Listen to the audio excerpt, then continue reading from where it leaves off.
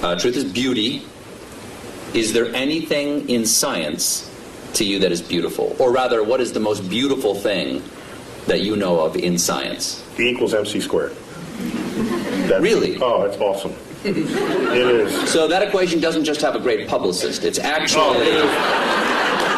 Because everybody knows it, but also everybody knows Coke, you know? It's like the Coca-Cola of science. Yeah, you learn E equals MC squared before you even know what any of those symbols mean. You hear it in elementary school. It's a gorgeous thing. It's what is beautiful about E equals MC squared? First of all, tell everybody what all the pieces mean. Well, E stands for energy, M is mass. C squared is just the speed of light squared. That's just, ignore that for the moment. The thrust of that equation is that energy and mass are equivalent to each other, which means you can transmute one into the other and back.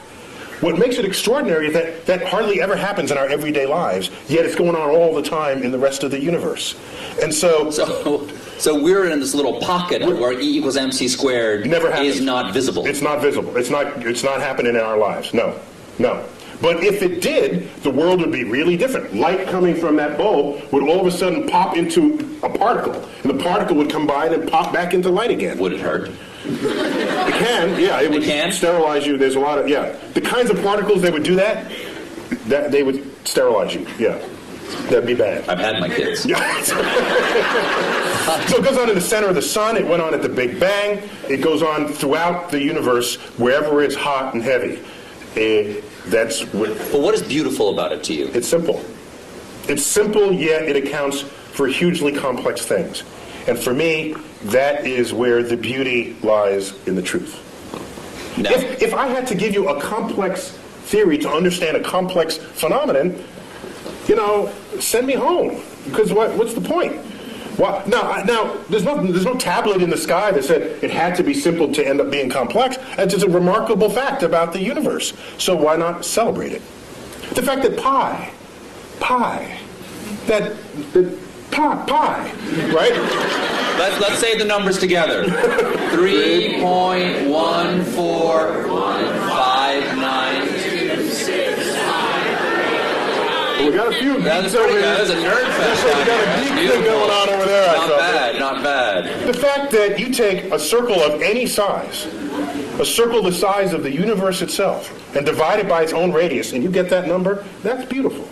I have to pause, and I get misty thinking of this.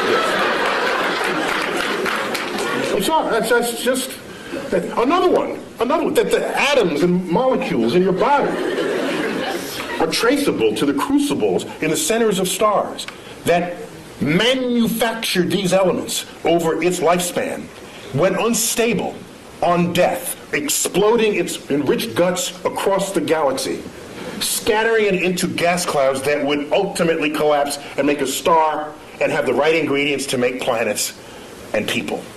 Which means we are part of this universe.